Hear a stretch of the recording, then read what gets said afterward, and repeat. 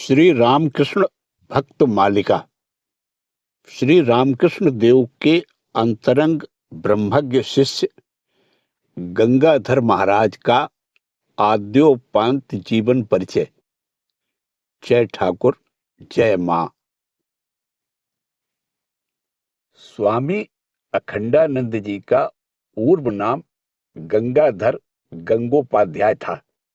उनके पिता श्रीमंत गंगोपाध्याय ने संस्कृत पाठशाला में अध्ययन करके तर्क रत्न की उपाधि प्राप्त की थी और कुलाचार्य का कार्य करने के कारण वे घटक ठाकुर नाम से भी जाने जाते थे।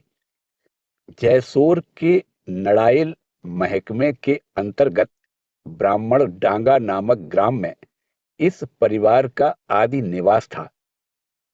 परंतु गंगाधर के जन्म के लगभग 100 वर्ष पूर्व ये लोग कलकत्ते के निवासी हो गए थे। तर्क रत्न महाशय अत्यंत शुद्धाचारी एवं नैष्ठिक ब्राह्मण थे। गंगाधर के जन्म काल में वे अहिरी टोला मोहल्ले में माणिक बोस घाट स्ट्रीट के एक किराए के मकान में निवास करते थे।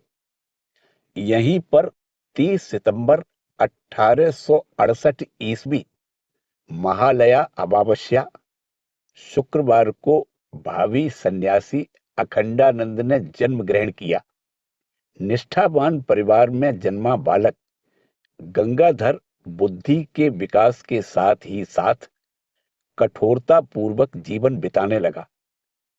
उपनयन हो जाने के बाद से उसने स्वयं पाक भोजन करते हुए गीता उपनिषद के पठन तथा ध्यान पूजन आदि में मन लगाया।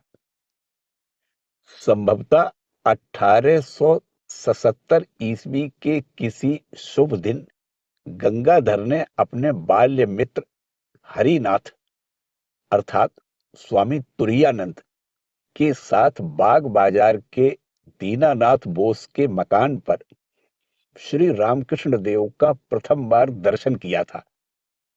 तद उपरांत 1883 या 1884 ईस्वी की गर्मियों में उसने दक्षिणेश्वर जाकर ठाकुर का प्रत्यक्ष समीप से दर्शन किया।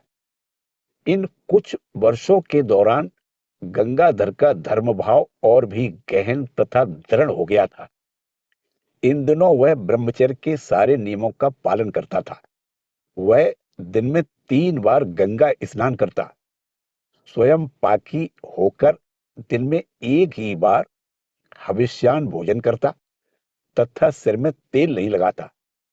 प्राणायाम करने से उसके शरीर में स्वेद तथा पुलक हुआ करता। इतना ही नहीं, वह गंगा में डुबकी लगाकर काफी देर तक कुंभक भी किया करता।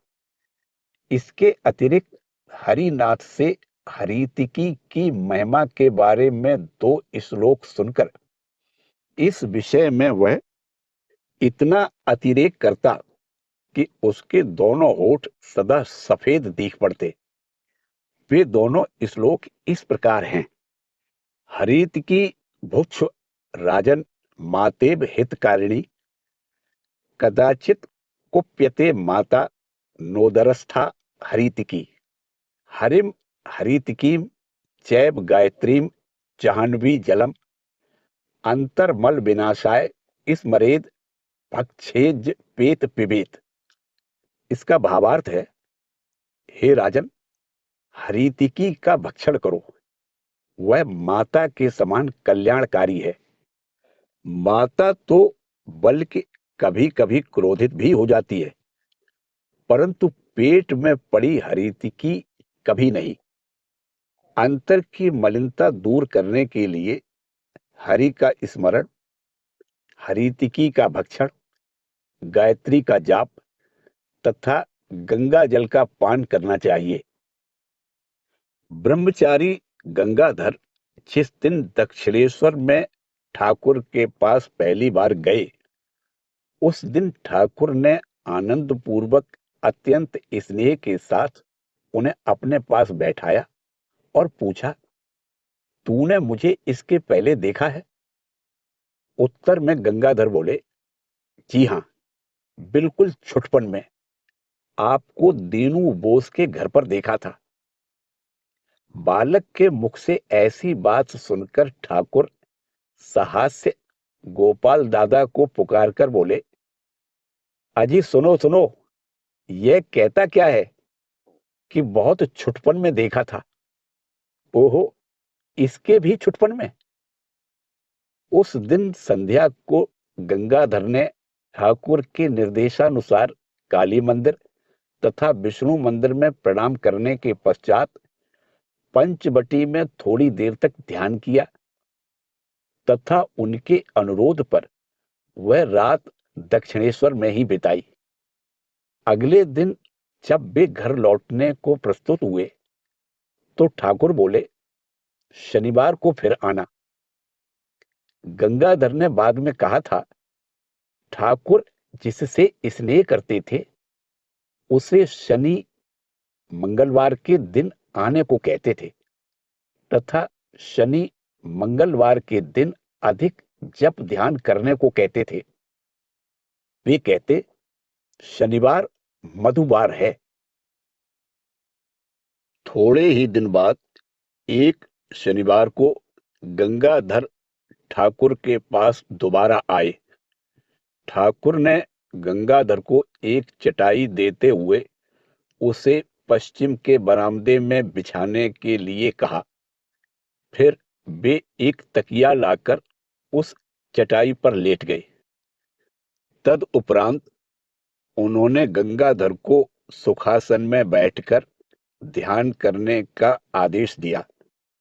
आसन के बारे में उपदेश देते हुए वे बोले, बिल्कुल झुककर कभी नहीं बैठना चाहिए और फिर ऐसे तान कर भी नहीं बैठना चाहिए। पर इसके साथ ही उन्होंने यह भी कह दिया, परोसा हुआ भोजन मिल जाने पर तू उसे चाहे जैसे भी खा, पेट भरेगा ही। अंत में उन्होंने गंगाधर की जीभ पर कुछ लिखकर उन्हें दीक्षा प्रदान की और लेटकर गंगाधर की गोद में अपने चरण रखते हुए उन्हें सहलाने का आदेश दिया। गंगाधर उन दिनों थोड़ी बहुत कुश्ती लड़ा करते थे, अतः उन्होंने चरणों को इतने जोर से दबाया कि ठाकुर कह उठे, अरे क्या करता है, क्या करता है, टूट जाएगा, ऐसे ही धीरे धीरे दबा। तब कहीं गंगाधर के ध्यान में आया कि ठाकुर का शरीर अत्यंत कोमल है, मानो हड्डियों के ऊपर मक्खन का लेप किया हुआ हो। तब से गंगाधर प्रायः तीसरे पहर आकर दूसरे दिन सवेरे लौट जाया करते थे। उन दिनों वे मिट्टी के बर्तन में हविष्यान पकाते थे। चाहे कोई कितना भी मनाए, वे ब्राह्मण के घर का प्रसाद तक नहीं ग्रहण करते थे। दोपहर को दक्षिणेश्वर में रहने पर कहीं ठाकुर के आदेश पर उन्हें इस नियम को तोड़ना न पड़ जाए, इसलिए वे नैष्ठिक ब्राह्मण कुमार ऐसी अनचाही परिस्थिति को टालते हुए चलते थे। परंतु तीक्ष्ण दृष्टि संपन्न ठाकुर सब समझ गए थे, इसलिए उनकी कठोरता के अतिरेक को कम करने के लिए उन्होंने एक दिन कहा, तू अभी लड़का है, तुझमें इतना बूढ़ों जैसा भाव क्यों। एक और दिन उन्होंने यह समझाकर कि प्राणायाम के फलस्वरूप कोई गंभीर रोग हो जाने की संभावना है, उन्हें प्रतिदिन गायत्री जाप करने को कहा। इसी बीच गर्मी के मौसम में किसी एकादशी के दिन गंगाधर धोती का छोर कंधे पर डाले एक तरबूज लेकर दोपहर के बाद ठाकुर के पास आ पहुंचे। एक तो वे बालक ही थे, फिर प्रचंड धूप के कारण उनका चेहरा लाल हो उठा था। उनके तरबूज सामने रखकर प्रणाम करते ही ठाकुर उद्विग्न स्वर में बोल उठे, आज तू अभी लौट जाएगा क्या? गंगाधर बोले, जी नहीं। उन्होंने वह रात दक्षिणेश्वर में ही बिताई। दूसरे दिन सवेरे उठकर ठाकुर ने उन्हें एक गड़ुआ जल लेकर अपने साथ पंचवटी की ओर आने के लिए कहा। फिर पंचवटी के पूर्व की ओर आ उन्हें वहां पूर्वाभिमुख बैठकर ध्यान करने को कहकर वे चले गए। थोड़ी देर बाद लौटकर गंगाधर को कुछ सीधा करते हुए वे बोले, तू थोड़ा झुक जाता है। फिर कमरे में लौट आए और कुछ देर के बाद दोनों गंगा स्नान को चले। स्नान कर आने पर ठाकुर ने मां काली का स्मरण किया। तत्पश्चात विष्णु मंदिर तथा काली मंदिर से आए हुए प्रसाद को ग्रहण किया तथा उसमें से बेल का शरबत और अन्य फल, मिठाई आदि का स्वयं थोड़ा थोड़ा अंश लेकर शेष गंगाधर को दे दिया। गंगाधर ने कोई ऐतराज न करते हुए सब कुछ पा लिया। भोग आरती के पश्चात ठाकुर ने उनसे कहा, जा, गंगा जल से पका हुआ मां काली का प्रसाद है, महाहविष्यान है, खाकर आ। गंगाधर कुछ न कहकर उसी ओर बढ़े और मन ही मन सोचने लगे कि ठाकुर ने उन्हें विष्णु मंदिर जाने के लिए न कहे काली मंदिर जाने के लिए क्यों कहा। पीछे मुड़कर देखा तो ठाकुर वहीं खड़े उनकी गतिविधि को देख रहे थे। अतः उस दिन उन्होंने मां काली का ही प्रसाद ग्रहण किया। उनके भोजन करके लौटते ही ठाकुर ने उनके हाथ में पान की गिलोरी देते हुए कहा, खा, भोजन के बाद दो एक पान खाना चाहिए, नहीं तो मुंह से गंध आती है। देख, नरेन 100 पान खाता है, जो मिलता है वही खाता है। इतनी बड़ी बड़ी आंखें हैं, भीतर की ओर खिंची हैं। कलकत्ते के रास्तों से होकर जाते समय मकान, घर द्वार, घोड़ा गाड़ी सब नारायणमय देखता है। तू उसके पास जाना। कलकत्ता लौटते ही गंगाधर ने नरेंद्र के साथ भेंट की। वे जब पुनः ठाकुर के पास आए तो उन्हें सब कुछ बतलाया। ठाकुर सब सुनकर आनंद पूर्वक बोले, खूब जाना, उसका खूब संग करना। गंगाधर दक्षिणेश्वर जाते मुग्ध नयनों से ठाकुर के विविध भावावेशों का अवलोकन करते या उत्सुक होकर उनके श्रीमुख से निःसृत वचनामृत का पान करते। किसी दिन ठाकुर बहुत देर तक वृंदावन विहारिणी राधा हमारी है, राधा हमारी है आदि गाते हुए आंसू बहाया करते। तो किसी दिन आओ मां, आओ मां, हृदय में रमण करने वाली आदि भजन सुनते हुए समाधि मग्न हो जाते। किसी दिन गंगाधर देखते कि ठाकुर किसी के साथ उच्च आध्यात्मिक चर्चा में डूबे हैं, तो किसी दिन सुनते कि उन्हें किस प्रकार सरयू तट बिहारी श्री रामचंद्र जी, सीता जी तथा लक्ष्मण जी के दर्शन प्राप्त हुए थे। ऐसी अप्रत्यक्ष शिक्षा के साथ साथ गंगाधर को प्रत्यक्ष रूप से शिक्षा पाने के भी काफी सुयोग मिलते थे। एक दिन उन्हें शौच के लिए गंगा की ओर जाते देखकर ठाकुर ने पुकार कर कहा, अरे आ, लौट आ, गंगा बारी ब्रह्मबारी है, जा, हास पुकुर में चला जा। ठाकुर गंगाधर के बूढ़ों जैसे भाव की भर्त्सना करते थे। इससे एक बार उनके मन में ऐसा भ्रम हो गया कि ठाकुर के मतानुसार वे सब आचार पूर्णतया त्याज्य हैं। परंतु इसी बीच एक दिन जब एक अनुभवी व्यक्ति ने शिकायत की कि कम अवस्था वाले लड़कों का संसार विमुख होना अनुचित है, तो ठाकुर ने कहा, हविष्यान भोजन करना, तेल न लगाना, निरामिष भोजन करना आदि सात्विक प्रवृत्तियां पूर्व जन्म के सत्कर्म के फलस्वरूप ही उत्पन्न होती हैं। और गंगाधर की ओर उंगली से संकेत करते हुए फिर कहा, देखो, यह लड़का थोड़ा बड़ा होते न होते ही सब कुछ त्याग देना चाहता है। उसमें सत्वगुण की अधिकता है। सत्वगुण के उदय होने पर ही यह सब होता है। उस दिन गंगाधर की समझ में आ गया कि संयम बुरा नहीं है, पर अत्यधिक आचार ही अनुचित है। एक दिन जब गंगाधर ध्यान करके लौटे तो ठाकुर ने उनसे पूछा, ध्यान एवं प्रार्थना करते करते तेरी आंखों में पानी आया था क्या? गंगाधर ने उत्तर दिया, आया था। ठाकुर प्रसन्न होकर बोले, प्रार्थना कैसे करनी चाहिए जानता है? और छोटे बच्चे के समान हाथ पैर पटकते तथा जोर से रोते हुए कहने लगे, मां, मुझे ज्ञान दे, भक्ति दे। मैं और कुछ भी नहीं चाहता मां। मैं तुझे छोड़कर नहीं रह सकता मां। मानो एक छोटा बच्चा रो रहा हो।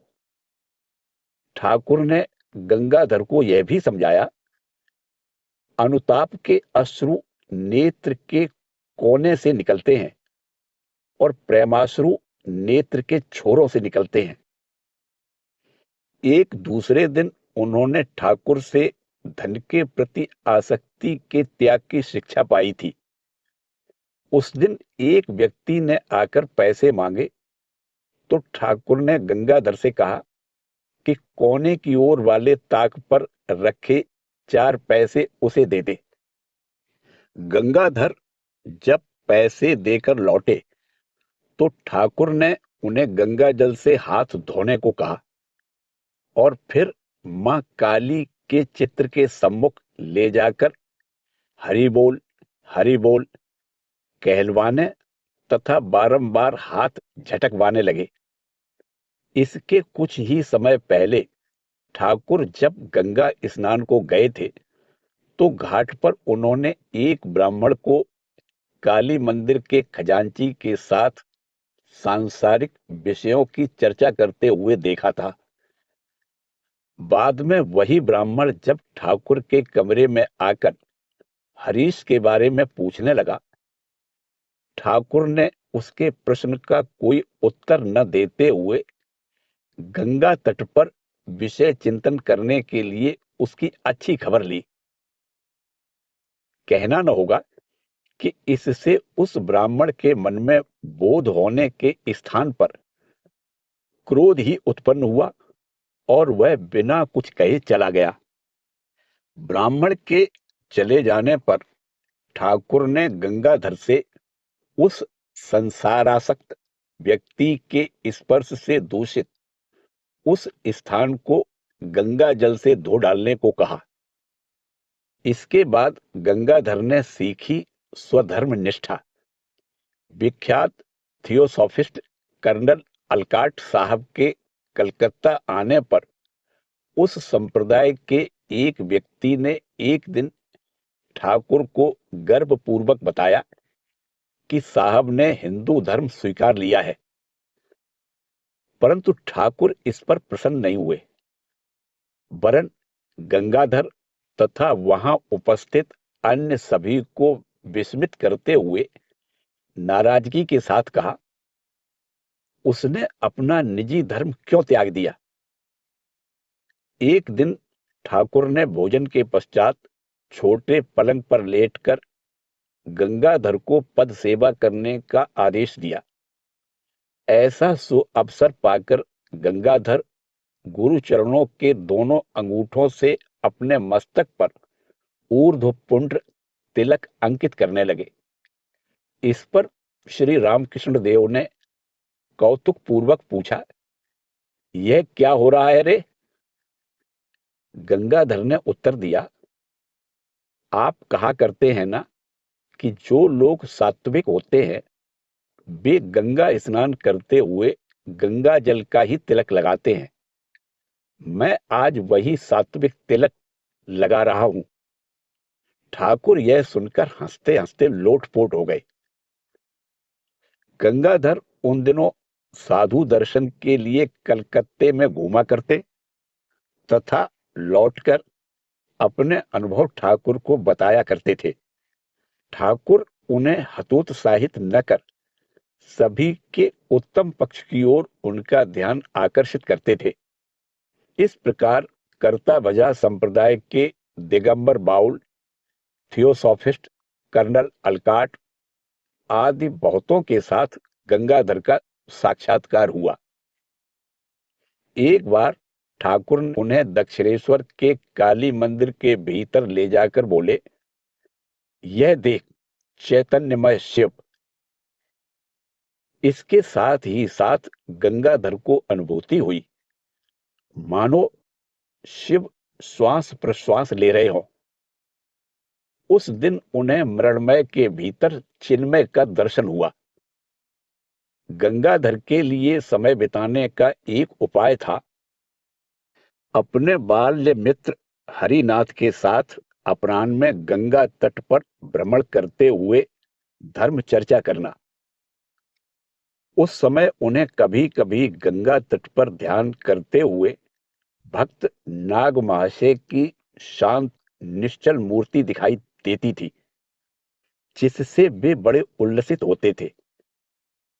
किसी किसी रात को गंगाधर बाग बाजार की नहर के पोर्ट कमिश्नर द्वारा निर्मित सेतु की पश्चिम ओर के गोल खंबे के नीचे बैठकर ध्यान किया करते थे। एक बार इसी प्रकार ध्यान करते समय वे पहरेदार के मुंह से प्रेम भक्तिपूर्ण एक गीत सुनकर मुग्ध हुए। उन्होंने जब उसे लिखकर नरेंद्र को दिखाया तो नरेंद्र ने भी उसकी प्रशंसा की।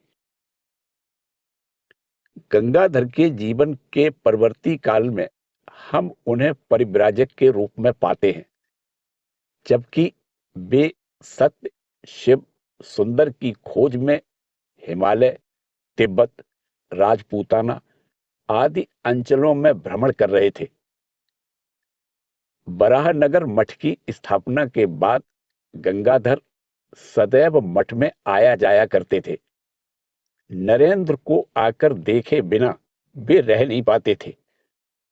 अंत में एक दिन फरवरी 1887 ईस्वी में वे बैद्यनाथ का टिकट लेकर गाड़ी में बैठे, परंतु बुद्ध देव के आकर्षण के फलस्वरूप वे बैद्यनाथ में न उतरकर बांकीपुर होते हुए बुद्ध गया जा पहुंचे।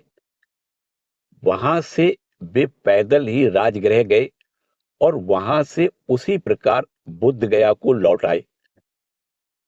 इस पैदल यात्रा के फलस्वरूप आत्मविश्वास बढ़ जाने से अब से वे प्रायः पैदल ही तीर्थ भ्रमण करने लगे। इस प्रकार निस्सहाय गंगाधर महाराज गैरिक वस्त्र पहने उत्तर भारत के अनेक तीर्थों की यात्रा करने के पश्चात ऋषिकेश पहुंचे। वहां उन्होंने अपने मन प्राण में उत्तराखंड की महिमा का अनुभव किया। उनके मन में आया, उत्तराखंड के आरंभ में ही यदि ऐसा है तो पता नहीं अंत में कैसा होगा। ऋषिकेश की कुटिया में 5 अप्रैल तक रहने के पश्चात हिमालय के आकर्षण से वे देहरादून और राजपुर होते हुए खाली हाथ मसूरी पर्वत पर चढ़े तथा वहां दक्षिण भारत के एक लिंगायत जंगम साधु के मंदिर में आश्रय दिया। उन्हें अल्प वयस्क देखकर साधु के मन में स्नेह उमड़ आया और वे उन्हें उत्तराखंड के पथ के कष्टों के बारे में बतलाने लगे। फिर भी गंगाधर महाराज अडिग रहे तब उनके पास केवल कंबल का एक लबादा तथा एक लोई के अतिरिक्त और कुछ भी न देखकर उन्होंने उन्हें धन तथा कंबल आदि देने की इच्छा व्यक्त की। परंतु त्यागी गंगाधर ने केवल एक लाठी मांग ली और 30 कोस दूर अवस्थित टिहरी के पथ पर चल पड़े। इस पथ पर नए जूतों का उपयोग करने के फलस्वरूप उनके पैरों में छाले पड़ गए और इस कारण उन्हें कुछ दिन टिहरी में ही ठहर जाना पड़ा। इस तिक्त अनुभव के बाद उन्होंने लगभग 1 वर्ष तक पादुका का बिल्कुल उपयोग ही नहीं किया। टिहरी से एक के बाद एक विभिन्न दलों के साथ चलते हुए वे यमुनोत्री पहुंचे। वहां दर्शन के पश्चात वे उत्तर काशी गए। उस समय उनके मन में तिब्बत भ्रमण की अभिलाषा जाग रही थी, परंतु उस समय उन्होंने गंगोत्री की यात्रा की। मार्ग में भटवारी ग्राम के निकट रास्ते के किनारे ही उन्हें एक मरणासन साधु दिखाई दिए। काफी कष्ट उठाते हुए वे उन्हें धर्मशाला में ले आए। अगले दिन ही साधु ने शरीर त्याग दिया। तब गंगाधर महाराज को ही अगुआ बनकर उनके शरीर की जल समाधि की व्यवस्था करनी पड़ी। गंगोत्री पहुंचकर वहां कुछ दिन निवास करने के उद्देश्य से वे जिस गुफा में ठहरे थे उसके सामने की एक बड़ी गुफा में एक ब्राह्मण 3 दिन से भूखे पड़े थे। अतः स्वभाव से ही सेवापरायण गंगाधर महाराज ने उनके भोजन आदि की व्यवस्था की। इससे वे ब्राह्मण बड़े मुग्ध हुए तथा 1 सप्ताह बाद उन्हीं के साथ तीर्थ पर्यटन को चल दिए।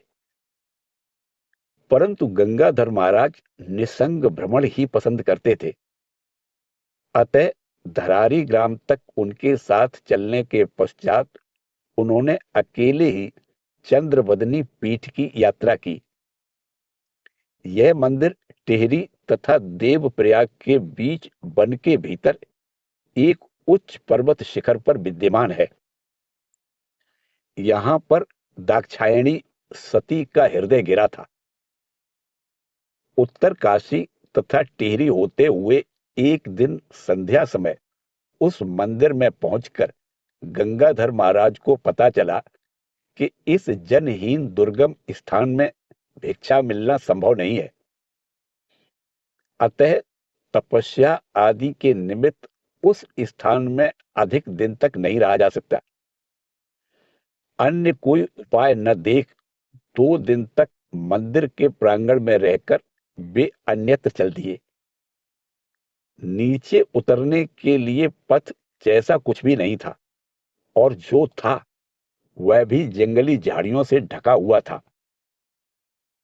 अतः शीघ्र ही वे रास्ता भूलकर किसी भी प्रकार उतरने लगे।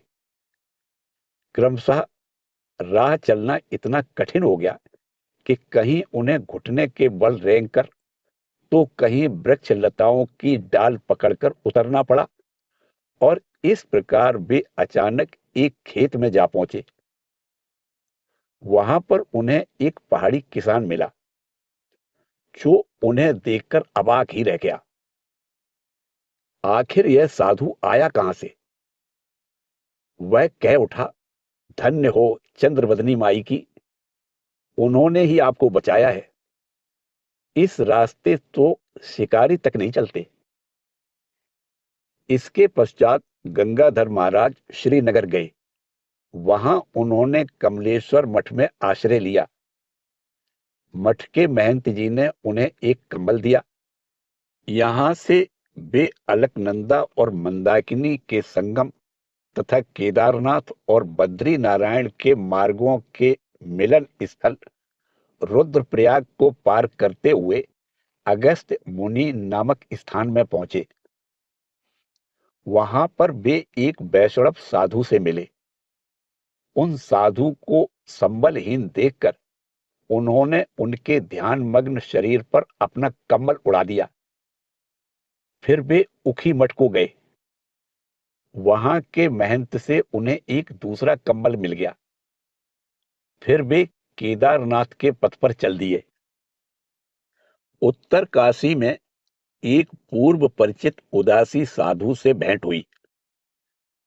उन साधु को उपयुक्त गर्म कपड़ों के अभाव में कष्ट उठाते देख गंगाधर महाराज ने अपना मोटा कंबल उनके कंधे पर डालकर उनका पतला कंबल मांग लिया। अब से पूरे 1 वर्ष तक यही कंबल उनके पर्वत भ्रमण का साथी रहा। यथाक्रम केदारनाथ के निकट पहुंचकर उनके मन में जिस अपूर्व भाव का उदय हुआ था, उसका उन्होंने स्वयं ही वर्णन किया। केदार शैल के पाद प्रदेश में मैंने जिस परम अद्भुत विराट मूर्ति का दर्शन किया, हिमालय में इतने दिन में और कहीं भी वैसा दर्शन नहीं मिला।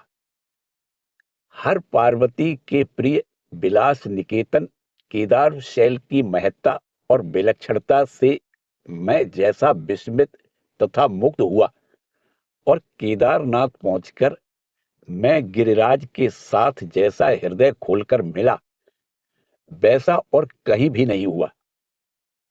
केदारनाथ के बाद बद्री नारायण के दर्शन करने के उपरांत गंगाधर महाराज का बहु आकांक्षित तिब्बत भ्रमण आरंभ हुआ। वे तिब्बत माना गिरिपथ होकर गए तथा 3 महीने बाद नीति घाट के मार्ग से लौटे। माना के मध्य भाग में पार्वती देवी के जन्म स्थान तथा पित्रालय का दर्शन करके वे अत्यंत हर्षित हुए। प्रथम बार तिब्बत से लौटकर उन्होंने बद्री नारायण के दर्शन किए और कुछ दिन तक तिब्बती व्यापारियों के साथ हिमालय में ही निवास किया। बाद में वे ऋषिकेश को उतर आए। दूसरी बार वे बद्रिकाश्रम होते हुए छिपछिलाम के गिरिपथ से तिब्बत गए और 5 महीने तक वहां निवास किया। इसी सुयोग से उन्होंने कैलाश तथा मानसरोवर का भी दर्शन किया। दूसरी बार भी वे नीति घाट के ही मार्ग से बद्रिकाश्रम लौटे। फिर अल्मोड़ा तथा नैनीताल के विभिन्न स्थानों का भ्रमण करते हुए उन्होंने केदारनाथ के दर्शन किए। बद्री नारायण के मार्ग में श्रीनगर में उनकी स्वामी शिवानंद जी से भेंट हुई। उस समय गंगाधर महाराज तिब्बती वेशभूषा में थे तथा उनका चेहरा भी तिब्बतियों के ही समान बर्फ से झुलसा हुआ था। इसलिए एकाएक उन्हें देखकर शिवानंद जी पहचान नहीं सके थे, परंतु उनके मुख से दादा दादा की पुकार सुनते ही उन्होंने उनको सीने से जकड़ लिया। कुछ दिन तक दोनों ने साथ ही तीर्थ भ्रमण किया। बद्रिकाश्रम से उतरते समय शिवानंद जी ने गंगाधर महाराज को पुनः तिब्बत जाने से मना किया, परंतु उनकी अतृप्त आकांक्षा उन्हें वहां खींच ले गई। लौटते समय जब वे लद्दाख होकर श्रीनगर पहुंचे तो ब्रिटिश सरकार के एजेंट ने उन्हें गुप्तचर होने के संदेह में बंदी बना लिया। ये दिसंबर 1889 ईस्वी की बात है। सौभाग्यवश 5 दिन बाद उन्हें छोड़ दिया गया। तिब्बत भ्रमण काल में उन्हें जो अनुभव हुए थे, उनमें से कुछ विशेष उल्लेखनीय हैं। पहले वर्ष तो उन्होंने थुलिंग मठ में रहकर तिब्बती भाषा सीखना आरंभ किया, परंतु लामाओं के ऐश्वर्य, विलासिता तथा निर्धनों पर अत्याचार को देखकर उन्होंने उनका विरोध किया और इसके फलस्वरूप उनके कंधे पर म्यान युक्त तलवार की चोट पड़ी। इतना ही नहीं, पहाड़ियों ने नशे में चूर अवस्था में उनके विरुद्ध लामाओं से शिकायत की, जिस पर लामाओं ने कहा, उसका गाल दुरुस्त कर दो। तात्पर्य है कि गाल काट डालने पर वह बातें नहीं कर सकेगा। परिस्थिति समझकर गंगाधर महाराज भाग निकले। दूसरी बार जब वे तिब्बत जाने को प्रस्तुत हुए तो तिब्बती पुलिस ने उन्हें गिरफ्तार कर लिया। बाद में परिचित तिब्बती व्यापारियों ने जमानत देकर उन्हें छुड़ा लिया।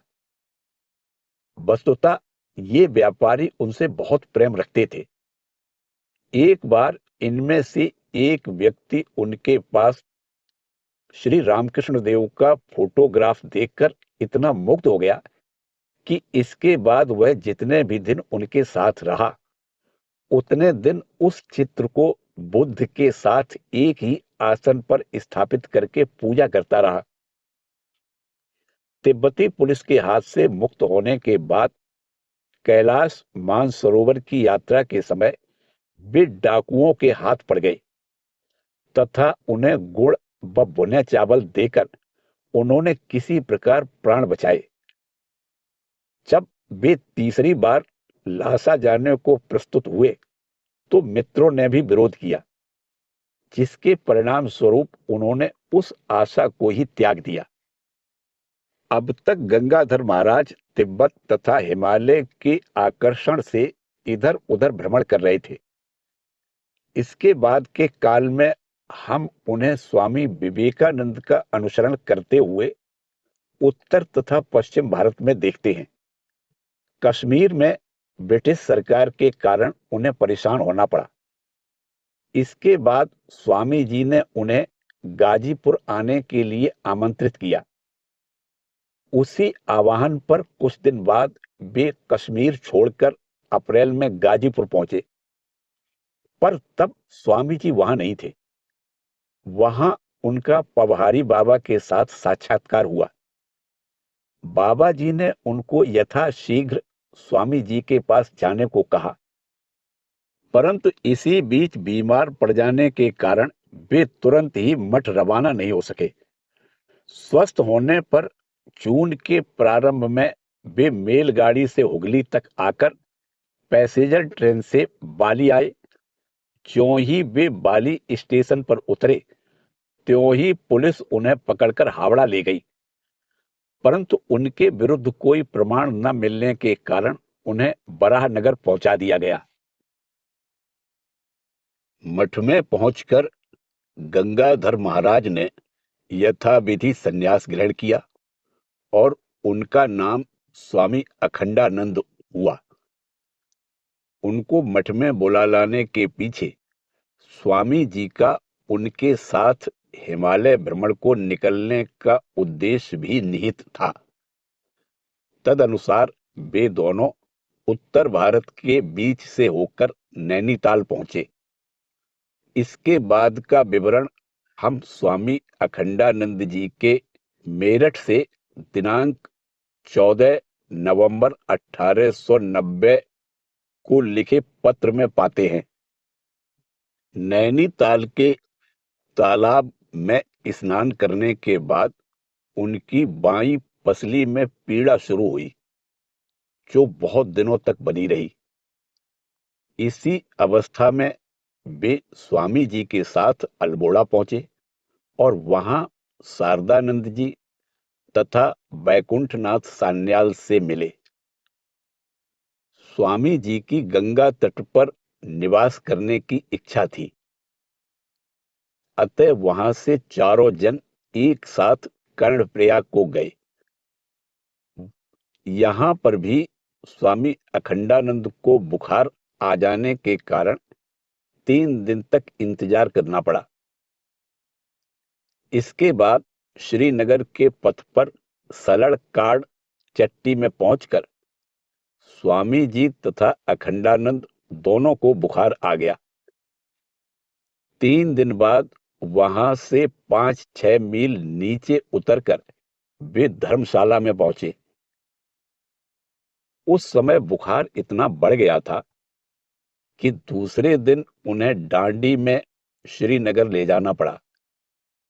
यहां पर वे लगभग एक पक्ष से अधिक रहे। इसी बीच स्वामी अखंडानंद को पुनः बुखार आ गया। सिविल सर्जन को दिखाने पर पता चला कि उन्हें ब्रोंकाइटिस हुआ है तथा उनके लिए उतरकर समभूमि में जाना आवश्यक है। तदनुसार वे सब देहरादून की ओर चले। मार्ग में राजपुर में उनकी तुरायानंद जी से भेंट हुई।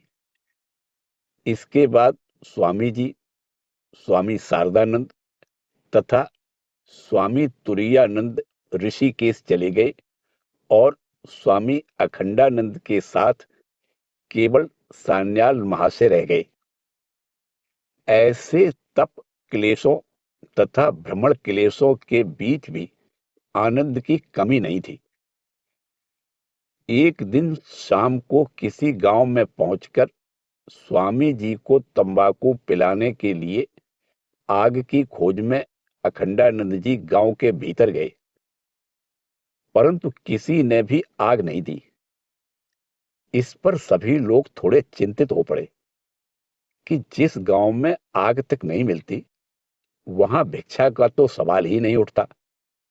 इस पर अखंडानंद जी बोले, एक कहावत है, गढ़वाली सरीखा दाता नहीं, लठ के बगैर देता नहीं।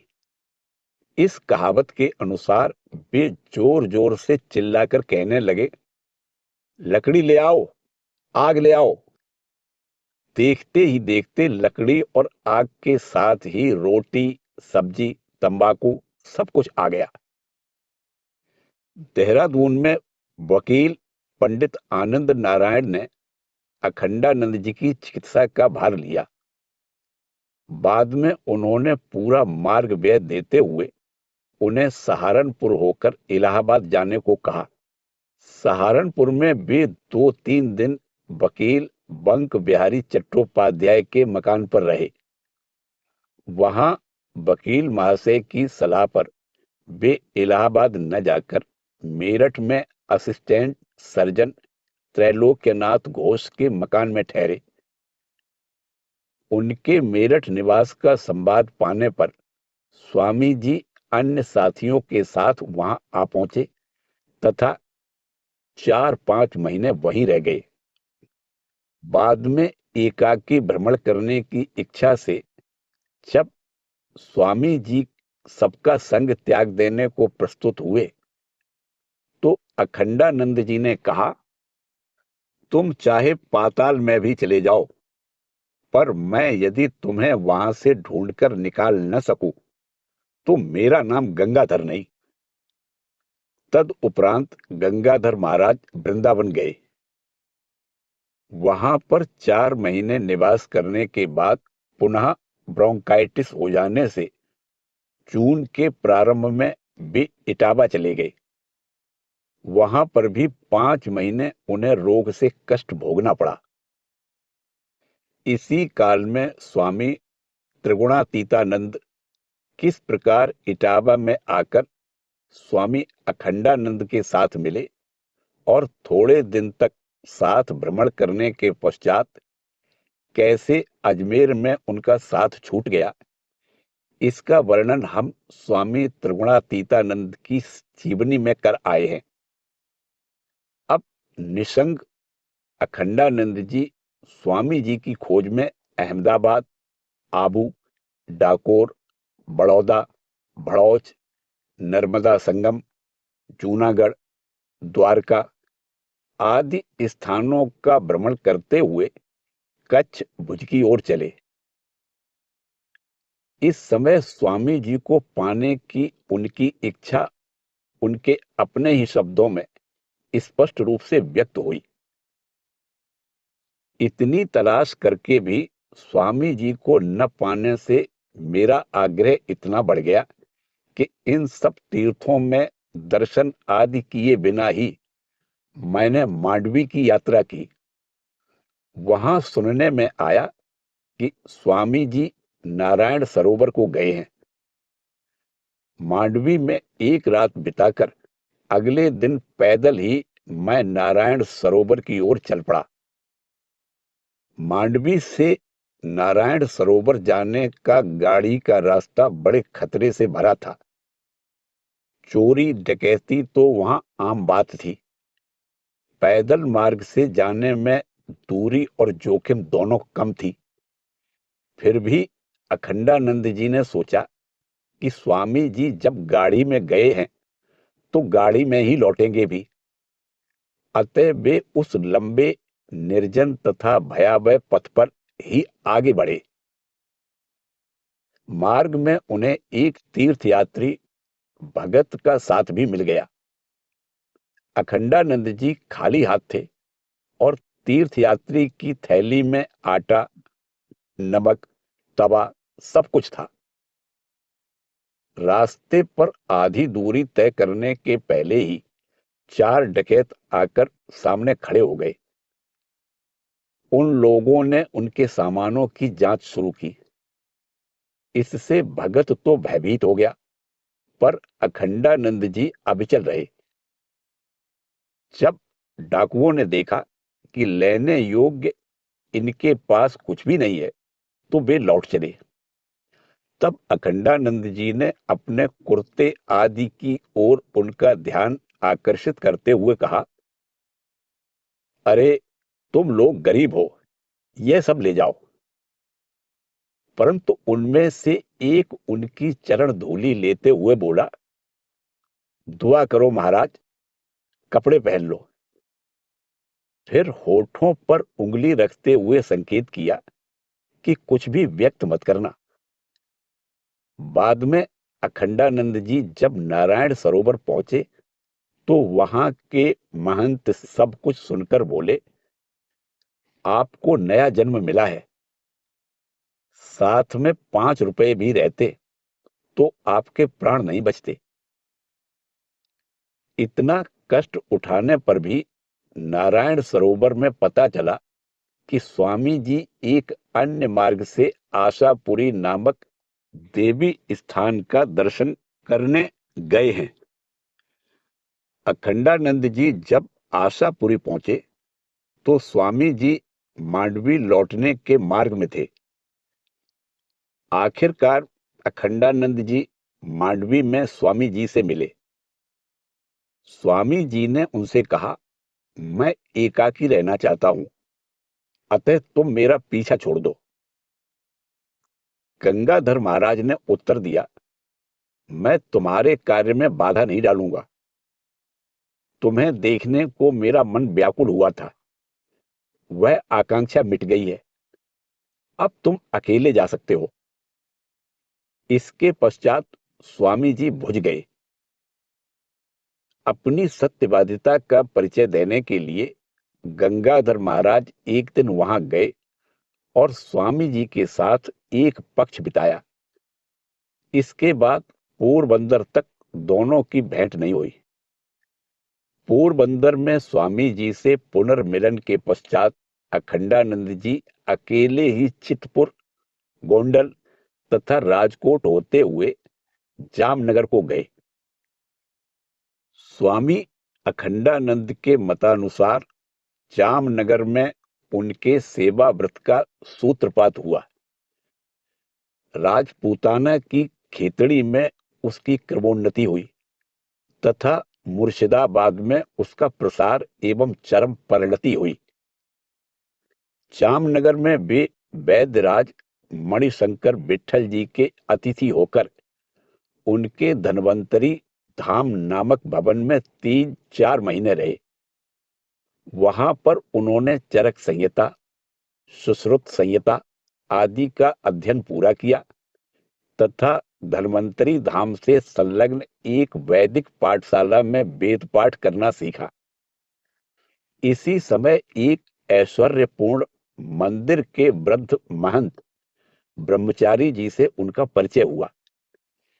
ब्रह्मचारी जी ने उन्हें सारी संपत्ति देकर गद्दी पर आसीन होने का अनुरोध किया, परंतु वैराग्य मूर्ति स्वामी अखंडानंद ने उनसे कहा, पानी तो चलता भला, साधु तो रमता भला, मैं महंत नहीं बन सकूंगा। जामनगर में अतिसार हो जाने के कारण उन्हें वहां रहकर मणिशंकर जी से 1 महीने तक चिकित्सा करानी पड़ी। उस चिकित्सा तथा पथ्य आदि के फलस्वरूप उनके दुर्बल हो जाने पर श्री शंकर जी सेठ ने उन्हें अपने घर ले जाकर 4 महीने रखा। सेठ भवन में उनका निवास बड़ा ही स्नेहमय था। गुण मुक्त सेठ जी ने अखंडानंद जी के पथ्य के लिए दूध की विशेष व्यवस्था की थी। वे उन्हें अपने ही समीप बैठाकर खिलाया करते। अपराह्न में गाड़ी में घुमाने ले जाते तथा मूल जी नामक एक गायक से भजन सुनवाते थे। सेठ जी प्रतिदिन किसी भी एक साधु को भोजन कराते थे। एक दिन एक साधु के भोजन मांगने पर नौकर ने उनसे कह दिया कि घर में एक अन्य साधु है ही, अतः और किसी के लिए व्यवस्था नहीं होगी।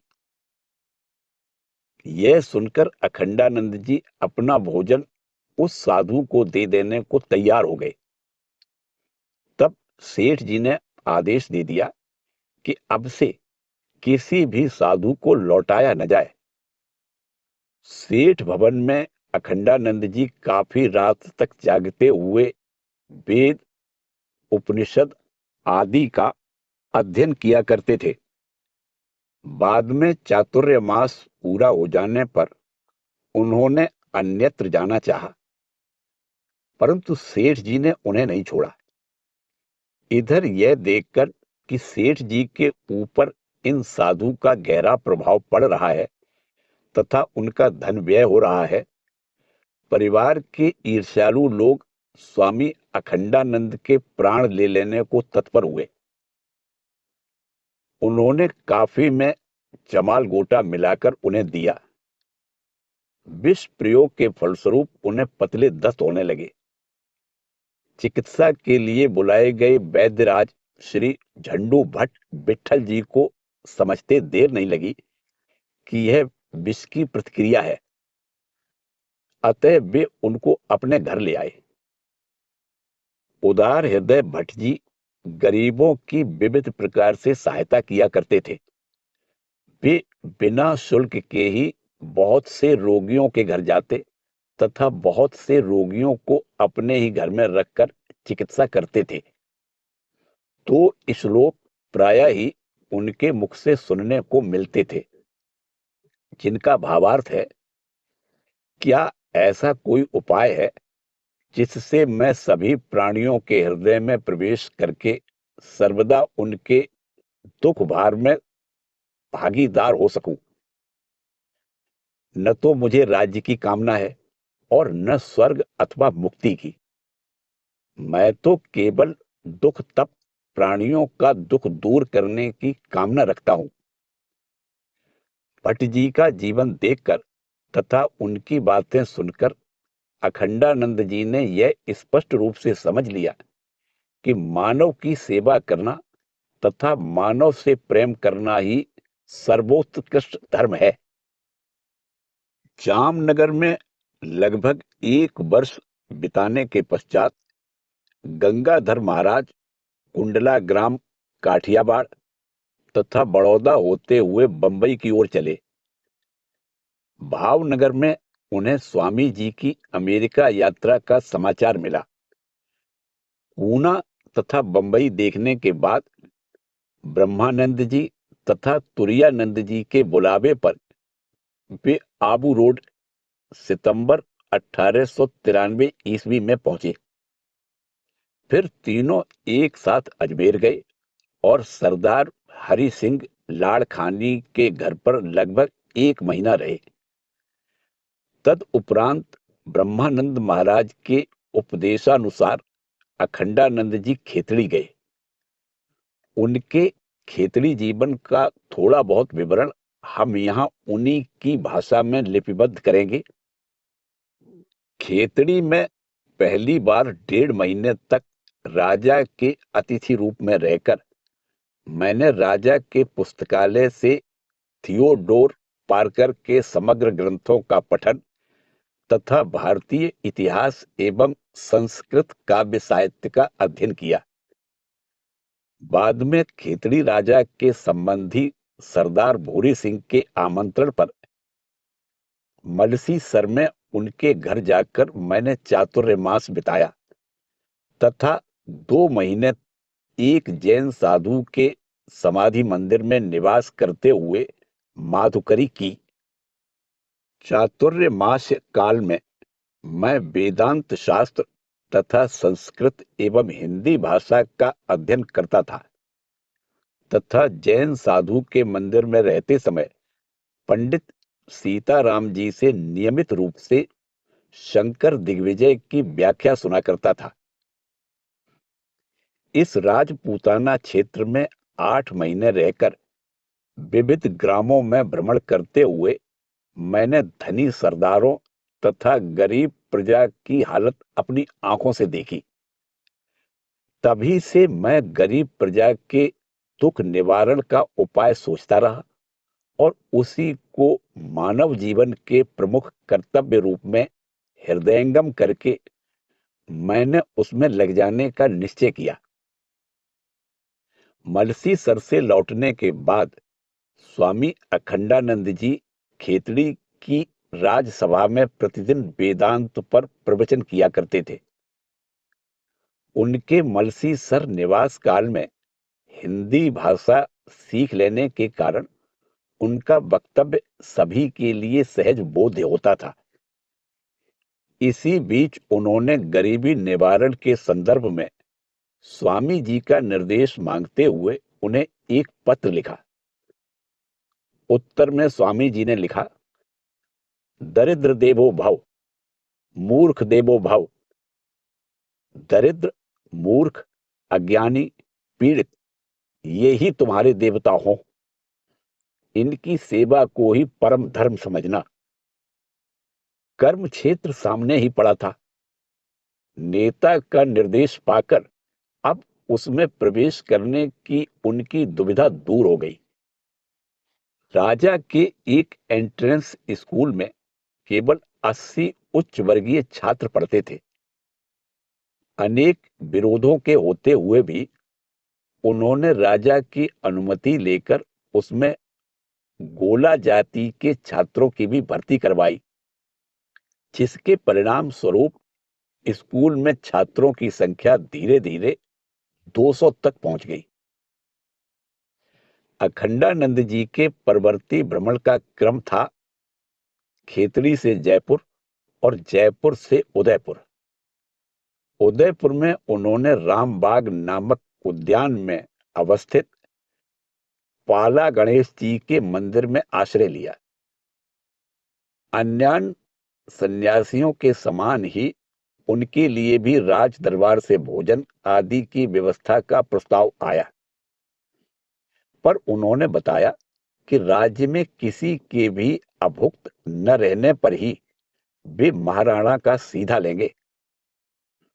कहना न होगा, ऐसे उत्तर पर राज्य के मंत्रियों के मन में क्रोध की वृद्धि ही हुई और एक दिन एक निरक्षर नागा साधु ने उनसे प्रश्न किया, महाराज, लंका में इस समय किसका राज्य है?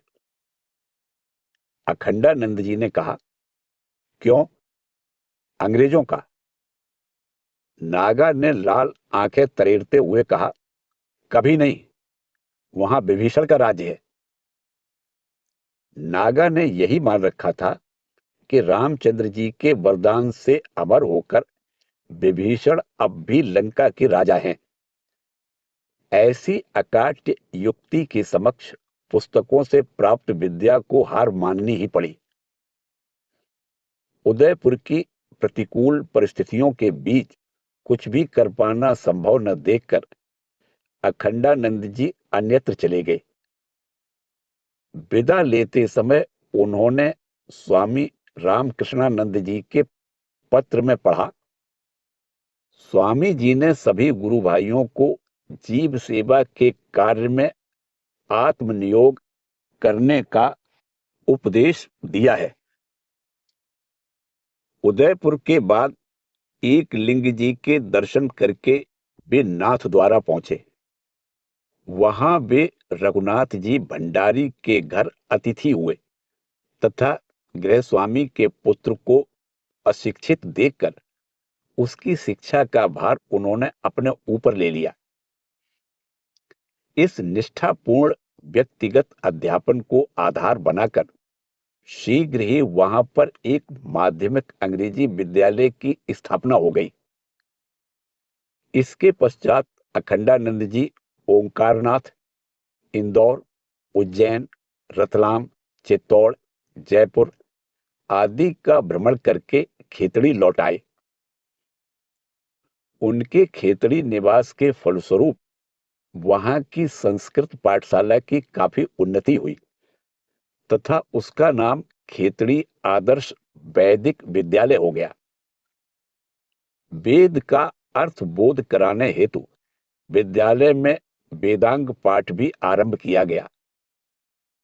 विद्यार्थियों की पुस्तक आदि की व्यवस्था के लिए उन्होंने स्वयं ही धन संग्रह कर दिया।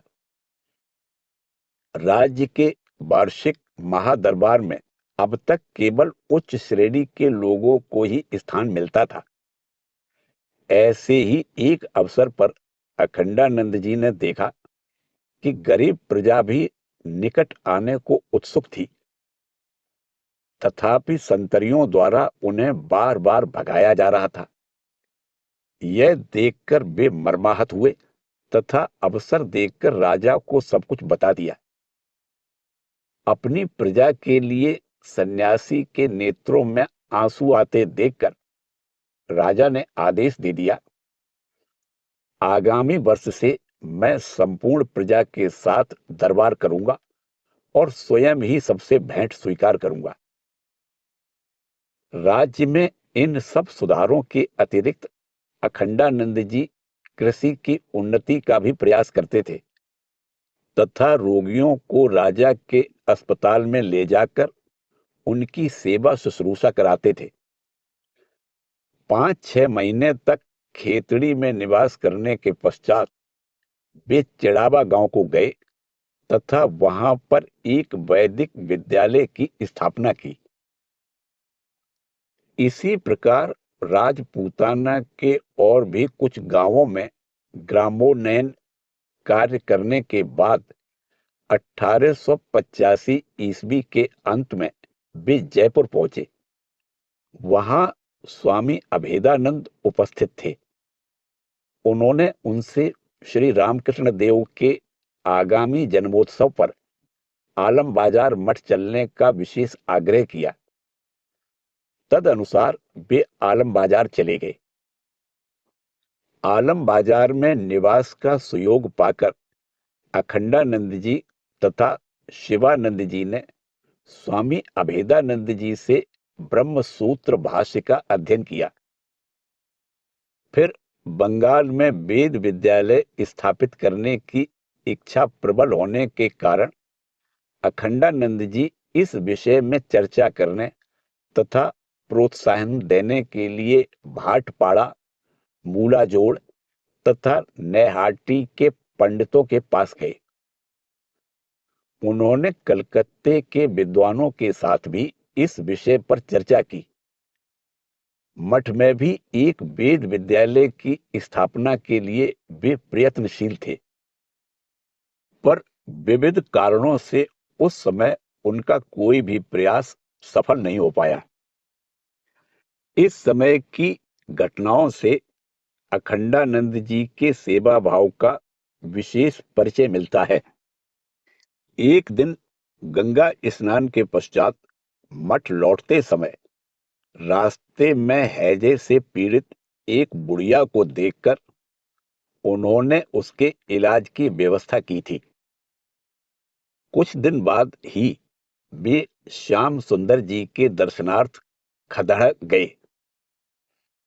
वहां वे जिस मकान में ठहरे उसी में गोलोक शिरोमणि नामक एक प्रवचनकार भी ठहरे थे। उनके अकस्मात हैजा से पीड़ित हो जाने पर अखंडानंद जी ने रात भर उनकी सेवा की तथा प्रातःकाल उनका देहांत हो जाने पर उनके अंतिम संस्कार की भी उत्तम व्यवस्था की।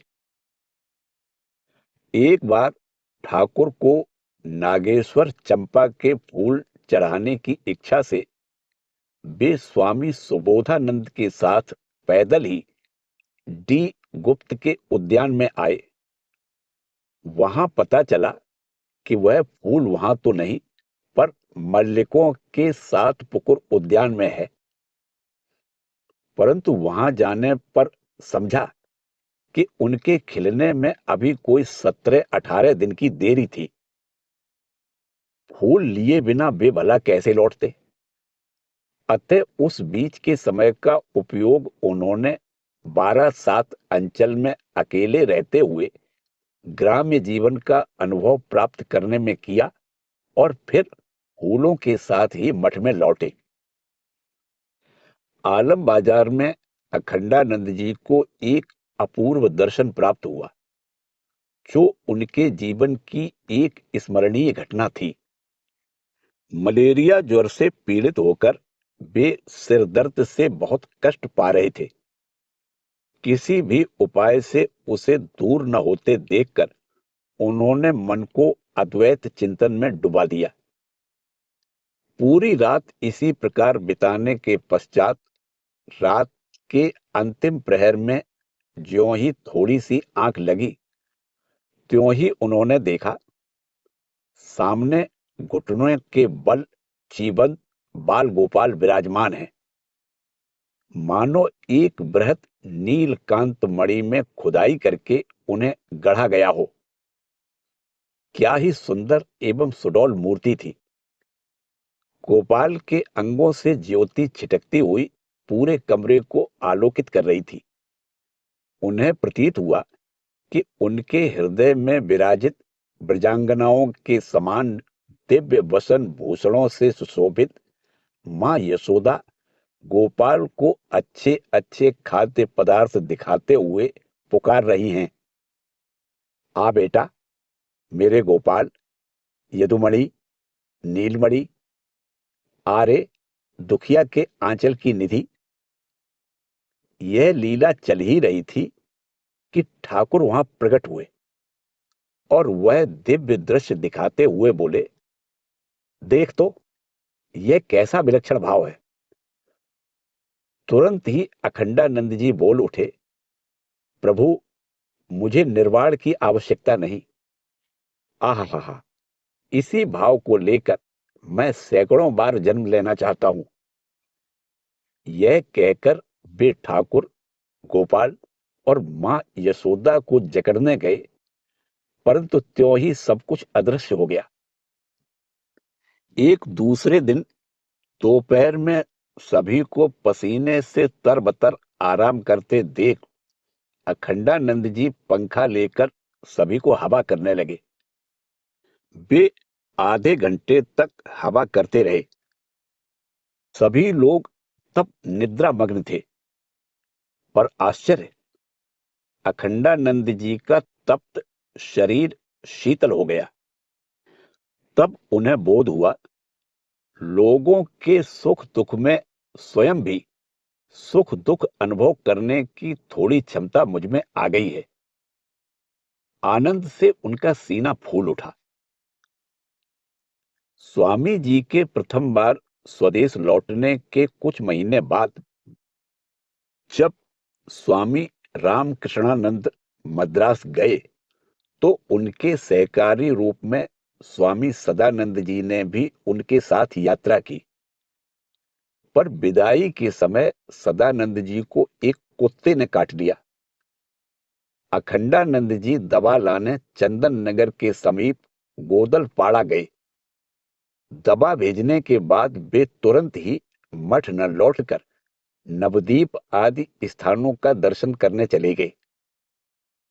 वहां पहुंचने पर एक दिन कुछ पंडितों ने उन्हें घेर लिया और ज्ञानानंद अवधूत के नाम का उल्लेख करते हुए कहा, शूद्र होकर भी क्या ब्राह्मण को अपनी चरण धूलि दी जा सकती है।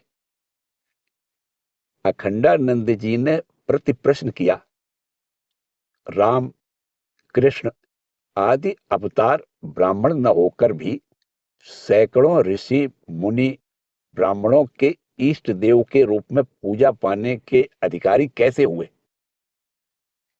पंडितों ने कहा, अरे सब लोग जाओ, और भी एक जन मिल गए हैं। ये भी उसी दल के या जगबंधु के दल के हैं। उनके बाग बाण से विद्ध हो अखंडानंद जी ने हार मानकर वह स्थान छोड़ दिया। नवद्वीप में और भी एक मजेदार घटना हुई। संयोग बस एक रात उन्होंने हाई स्कूल के मुख्य अध्यापक के घर पर बिताई। वहां उन्होंने विविध विषयों की चर्चा की, परंतु वे अपना परिचय देने को राजी नहीं हुए। इससे लोगों के मन में धारणा हुई कि ये छद्मवेश में विवेकानंद ही होंगे। गंगाधर महाराज की उस दिन भोर में ही कहीं और चल देने की इच्छा थी, पर बाजार में यह अफवाह सुन उन्हें पुनः उन मुख्य अध्यापक के घर लौटकर उनका भ्रम दूर करना पड़ा। इसके बाद कटवा होकर पैदल मुर्शिदाबाद जाने के मार्ग में उन्हें अकाल का प्रत्यक्ष दर्शन हुआ। यथाक्रम कालीगंज एवं पलासी होते हुए दादपुर पहुंचकर उन्होंने जो कुछ देखा उसका उन्होंने स्वयं ही इस प्रकार वर्णन किया है। मैं बड़े सवेरे गंगा में हाथ मुंह धोकर बाजार की ओर निकला। जाते हुए रास्ते में मैंने देखा कि अत्यंत फटे और मैले कुचैले कपड़े पहने लगभग 14 वर्ष की एक मुसलमान लड़की आंसुओं की धारा बहाती हुई जोर जोर से रो रही है। उसकी कांख में मिट्टी का एक घड़ा था जिसका पैंदा टूट गया था। मुझे देखकर वह बोली, घर में पानी रखने को दूसरा बर्तन नहीं है, मां मुझे मारेगी, इसी डर से रो रही हूं।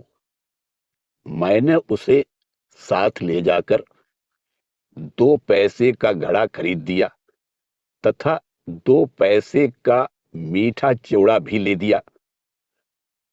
उस समय मेरे पास केवल एक चवन्नी ही बची हुई थी।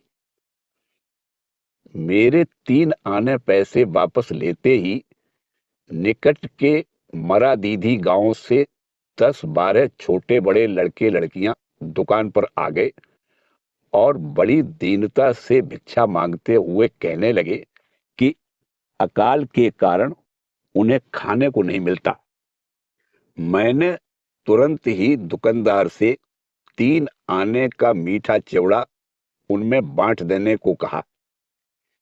इसके बाद मैं एक कौड़ीहीन सन्यासी था।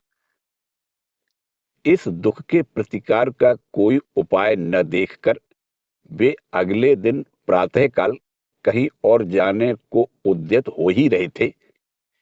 इतने में मध्यम आयु की एक महिला ने आकर उनसे कहा, लगभग 80-90 साल की बूढ़ी गया वैष्णवी के लिए यदि तुम कुछ उपाय न कर जाओ तो वह 2-1 दिन में ही मर जाएगी।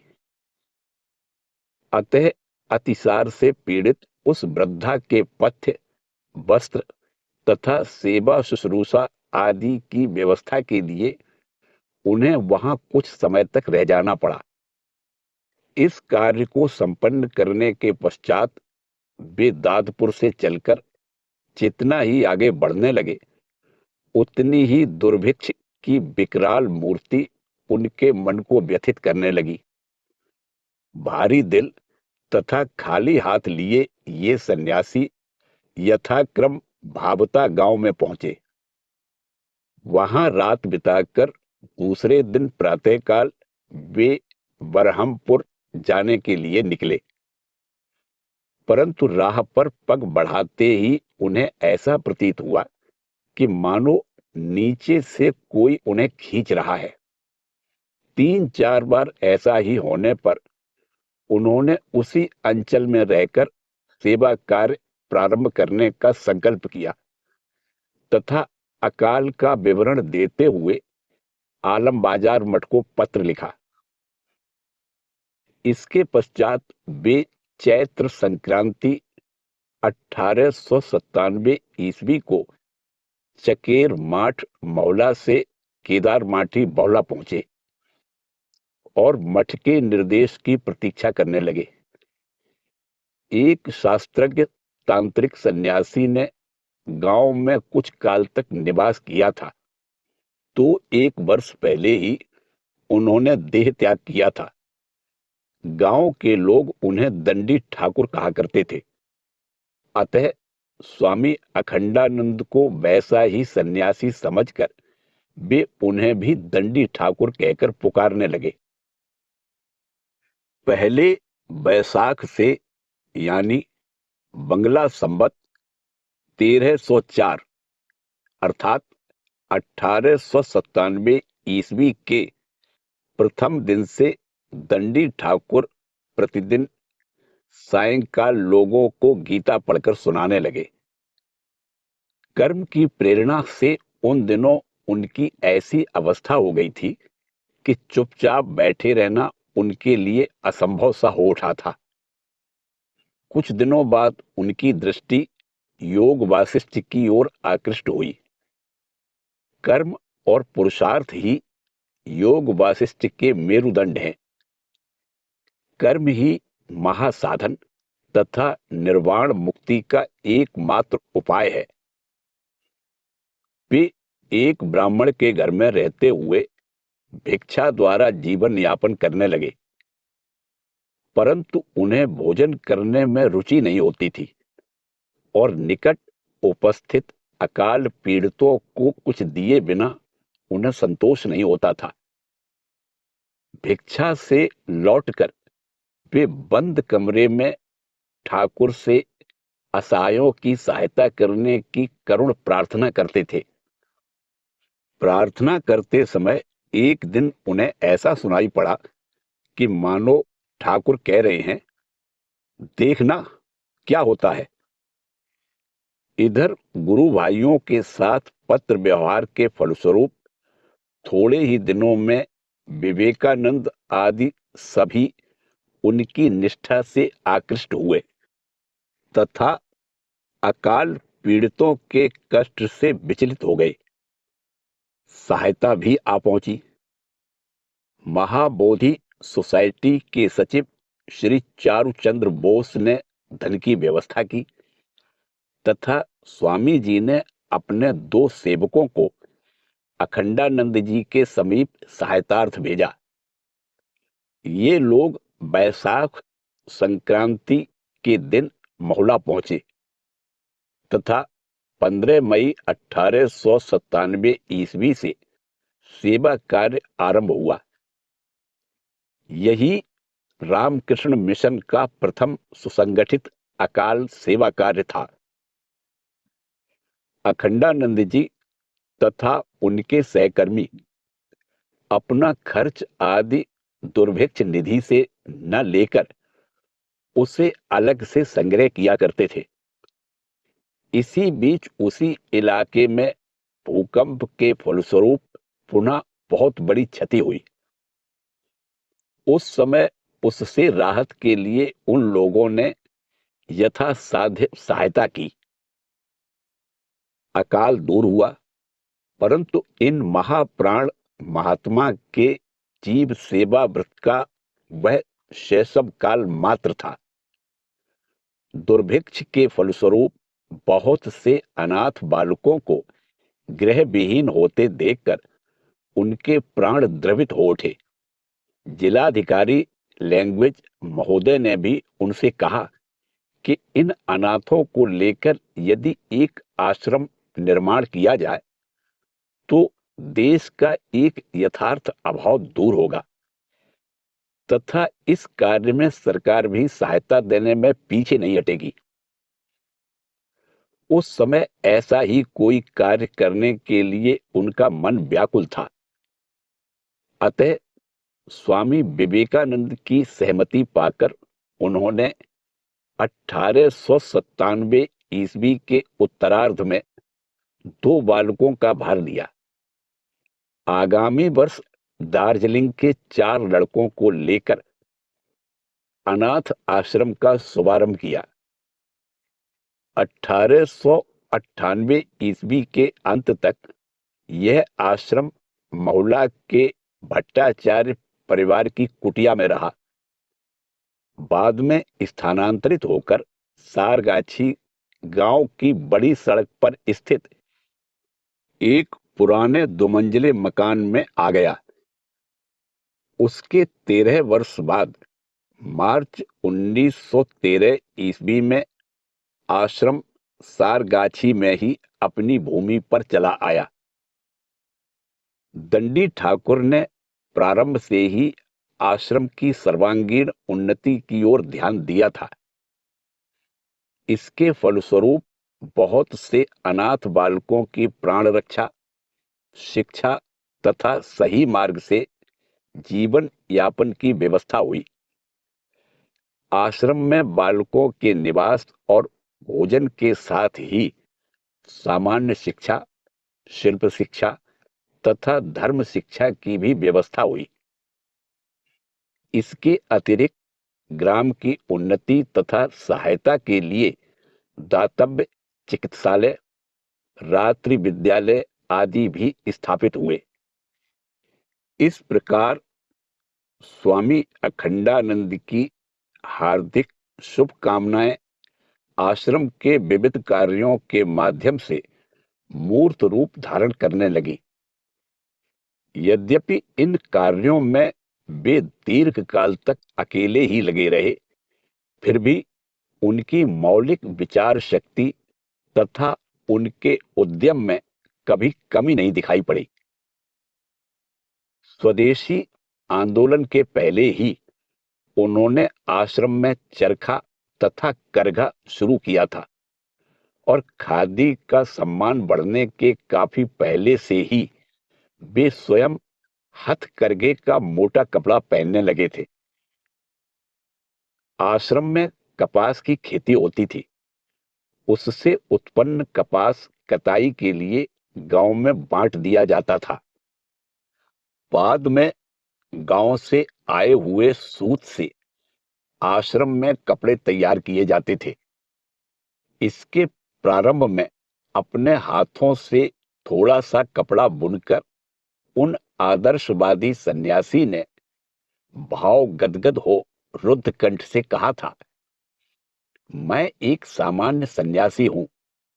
मैंने इस साधारण से गांव में 4 अंगुल कपड़ा बुना है, पर इससे 33 करोड़ भारतवासियों की नग्नता थोड़ी तो ढक सकेगी। इसके अतिरिक्त उन्होंने ग्रामवासियों की शिक्षा के लिए छाया चित्र के साथ व्याख्यान आदि की भी व्यवस्था की थी। महाराजा मणिंद्र चंद्र नंदी उनके कार्य से संतुष्ट होकर आश्रम को काफी धन दिया करते थे। इस प्रशंसाओं तथा सफलताओं से ही संतुष्ट न होकर अखंडानंद जी सदैव अपने आदर्श को भली भांति प्रतिष्ठित करने में ही तत्पर रहते थे। इसीलिए केवल कमर तक वस्त्र पहने तथा सिर पर रूमाल बांधे दोपहर के 2-3 बजे तक किसानों के समान लगातार परिश्रम के उपरांत वे नींबू के साथ भीगा भात खाकर ही तृप्त रहते थे।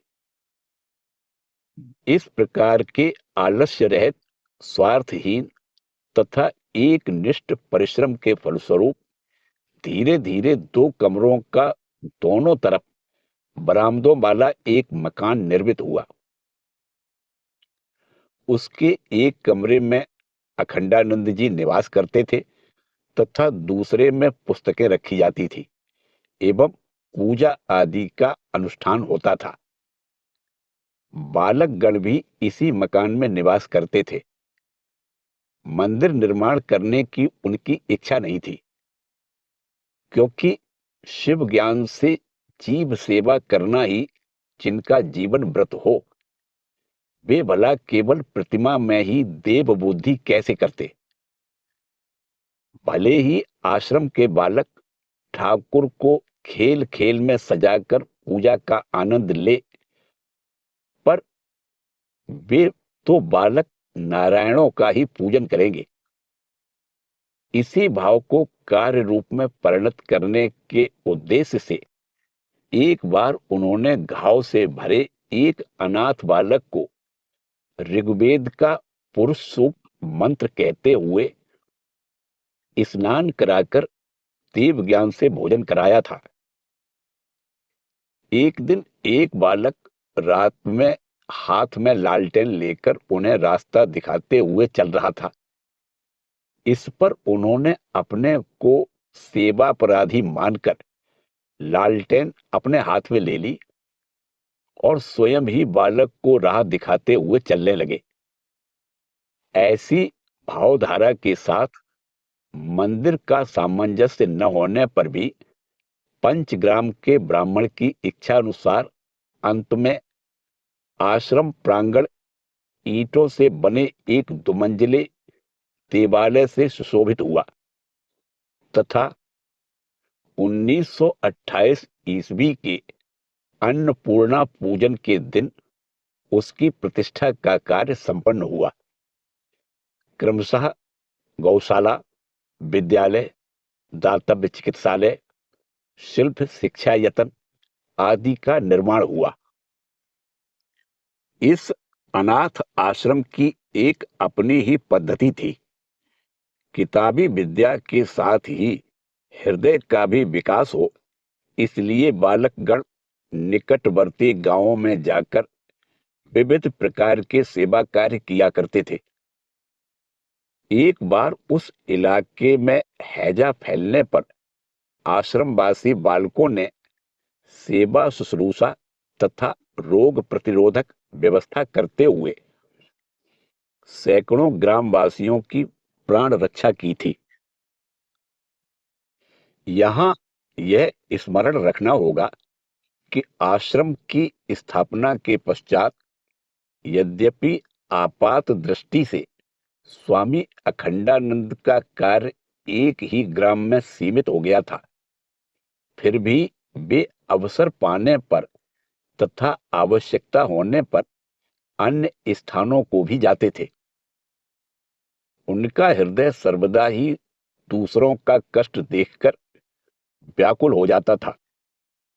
जब बिहार के भागलपुर जिले में घोघा नदी की बाढ़ से निकटवर्ती गांव डूब गए थे, तो उन्होंने 15 गांवों में 2.5 महीने तक विविध प्रकार की सहायता की थी तथा अनेक विसूचिका के रोगियों की अपने हाथों से ही सेवा शुश्रूषा की थी।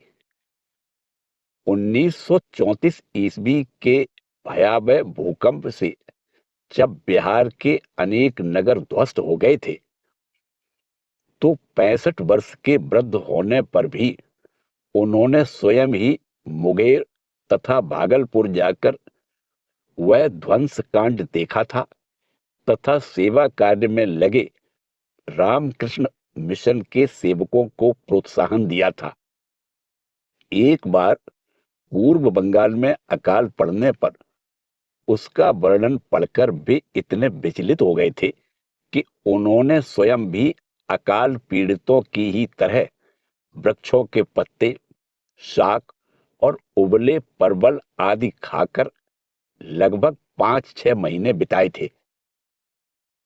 स्वामी अखंडानंद एक आदर्शवादी मौन कर्मी थे, इसीलिए वे नगर के कोलाहल तथा वृथा व्यस्तता से पूर्ण जीवन को त्याग कर शांत ग्रामीण परिवेश के बीच एकाग्र चित्त के साथ अपनी भावधारा को रूपायित करना पसंद करते थे।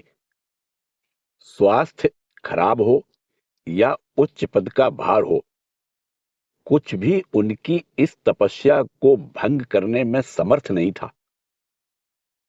1925 ईस्वी में वे रामकृष्ण मठ तथा मिशन के उपाध्यक्ष तथा मार्च 1934 ईस्वी में अध्यक्ष चुने गए। इस पद गौरव के होने पर भी वे बालकों के बीच रहते हुए आश्रम के सब प्रकार के कार्यों की व्यवस्था तथा परिश्रम पूर्वक लगाए गए वृक्षों आदि की देखभाल में लगे रहना ही अधिक गौरवपूर्ण समझते थे। बंधे बधाए नियमानुसार चलना इन स्वाधीन चेता महापुरुष के लिए असह्य था। इनके इस ग्रामीण जीवन बिताने के पीछे उनके निजी आदर्शवाद के साथ स्वामी जी की प्रेरणा भी मिश्रित थी। स्वामी जी के चिंतन में विभोर रहने के कारण एक बार उन्होंने स्वप्न में देखा था कि स्वामी जी आकर आश्रम के पौधे की मिर्च तथा मुरमुरा मांगकर खा रहे हैं। स्वामी जी का वाक्य, करे प्रेम जीवों पर जो जन, वही कर रहा ईश्वर पूजन, उन्होंने पूरी तौर से अपना लिया था। उनके इस संकल्प में देश प्रेम भी सहायक था। इटली के देशभक्त मैजिनी और गैरीबाल्डी उनकी श्रद्धा के पात्र थे। फ्लोरेंस नाइटिंगेल तथा नीग्रो सेवक बुकर टी वाशिंगटन उनको आदर्श की प्रेरणा देते थे तथा बाल गंगाधर तिलक तथा देशबंधु चित्तरंजन दास की देश सेवा और त्याग उनके चित्त को स्पंदित करते थे। दीर्घ काल के अध्ययन से प्राप्त ज्ञान, अद्भुत स्मरण शक्ति, अपूर्व निरीक्षण शक्ति तथा रसबोध के सम्मिश्रण से उनका वार्तालाप अत्यंत मनोहारी होता था। उनके निर्धन जीवन निर्वाह, संकटपूर्ण भ्रमण तथा दुर्गम तीर्थ पर्यटन की कहानियां शास्त्र वाक्यों तथा अनुभूतियों के साथ मिश्रित होकर श्रोताओं को कभी रोमांचित, कभी हर्षित तो कभी अभिनव भाव में उद्बोधित करती हुई उन्हें काफी समय तक उनके पास बैठने को मजबूर किया करती थी। उनकी भ्रमण गाथा बंगला मासिक उद्बोधन तथा दैनिक वसुमती में धारावाहिक रूप से प्रकाशित होने के बाद तिब्बत के पथ से हिमालय में तथा स्मृति कथा नामक ग्रंथों के रूप में निकली। उनके वर्णन करने की शैली जैसी सजीव थी, उनके लेखन की धारा भी वैसी ही सहज, सरल एवं तेज युक्त थी। सामान्य अर्थ में उन्हें वक्ता नहीं कहा जा सकता, पर कभी कभी वे अपना वक्तव्य इतनी मर्म स्पर्शी भाषा में व्यक्त करते थे कि उसे सुनकर अनुभवी वक्ता भी विस्मित रह जाते थे। कलकत्ते में ड्रेन के भीतर घुसकर गंदगी की सफाई करते समय एक मेहतर जहरीली गैस के कारण बेहोश हो गया। इस बात का पता लगते ही उसकी जान बचाने के लिए नफरचंद्र कुंडू ड्रेन में घुस गए, पर अपना भी प्राण खो बैठे। वह मार्ग अब उन्हीं के नाम से प्रसिद्ध है। एक बार नफरचंद कुंडू की एक स्मृति सभा में उन्होंने दधीची की त्याग महिमा पर आधारित एक ऐसा भाषण दिया था कि स्वामी शारदानंद मुग्ध होकर बोल उठे थे, भाई, तुम्हें अब सारगाछी नहीं जाने दिया जाएगा, यहां तुमसे बहुत काम होगा। सर्वोपरि अखंडानंद जी विनोद प्रिय थे। अत्यंत गंभीर तथा नीरस परिवेश में भी वे अचानक ही किसी हास्य रसपूर्ण घटना का उल्लेख करके आनंद का स्रोत बहा देते थे। एक बार एक युवक साधु ने आकर उनको प्रणाम किया। साधु की सीने की जेब से पैसे गिरकर चारों ओर बिखर गए। साधु ने सोचा कि अब मुझे अच्छी डांट फटकार मिलेगी, परंतु अखंडानंद महाराज कह उठे, यह प्रणामी गिरी है, इसे हाथ न लगाना।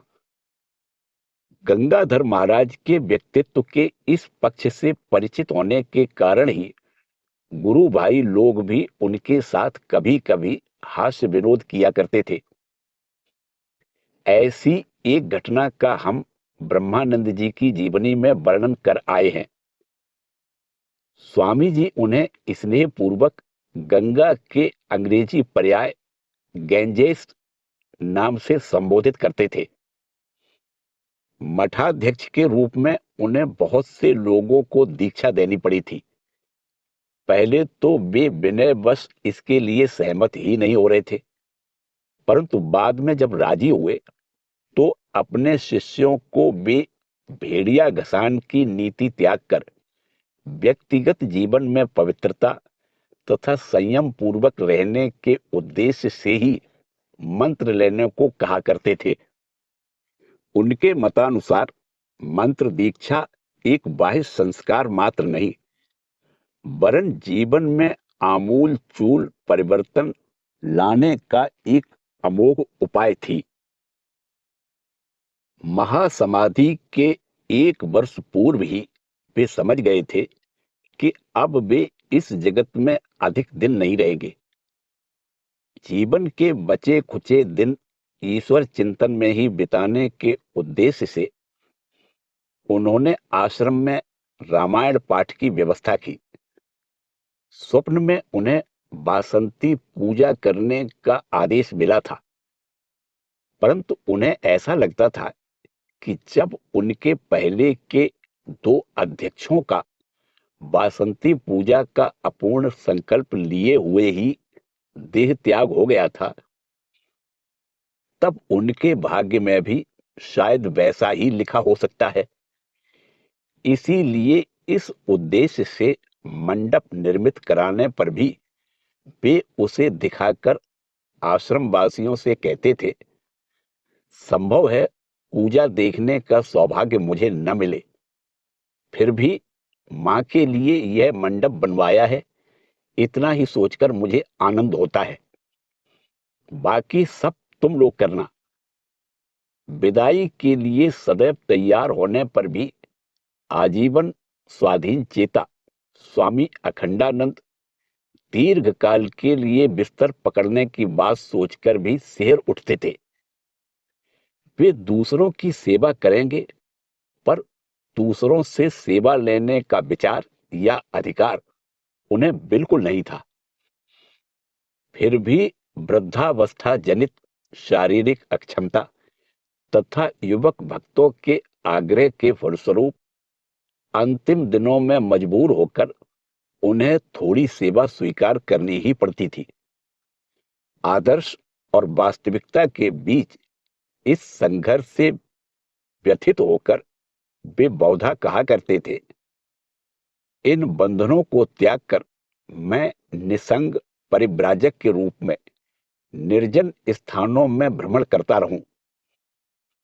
सारगाछी को वे हृदय से प्रेम करते थे, तथापि उनकी यह भी हार्दिक अभिलाषा थी कि गुरु भाइयों की असंख्य स्मृतियों से युक्त तथा विवेकानंद आदि के चरण स्पर्श से पवित्र बेलूड़ मठ के पावन गंगा तट पर ही उनका देह त्याग हो। महासमाधि की पूर्व रात्रि को उन्हें बेलूड़ मठ लाए जाने के फलस्वरूप उनकी यह आकांक्षा पूर्ण हुई। बहुमूत्र आदि रोगों से उनका शरीर अत्यंत जर्जर हो जाने के कारण अच्छी चिकित्सा के निमित्त उन्हें कलकत्ते लाया गया, परंतु रास्ते में ट्रेन में ही उनकी बाह्य चेतना का लोप हो गया और कलकत्ता पहुंचने पर चिकित्सक ने बताया कि उनकी हालत नियंत्रण के बाहर जा चुकी है। अतएव मध्य रात्रि को उन्हें बेलूड़ लाया गया। यहीं पर अगले दिन 7 फरवरी 1937 ईस्वी को अपराह्न में 3:07 पर उनकी ई लीला समाप्त हुई। इसी के साथ श्री रामकृष्ण देव के अंतरंग ब्रह्मज्ञ शिष्य गंगाधर महाराज का जीवन परिचय समाप्त होता है। जय ठाकुर, जय मां।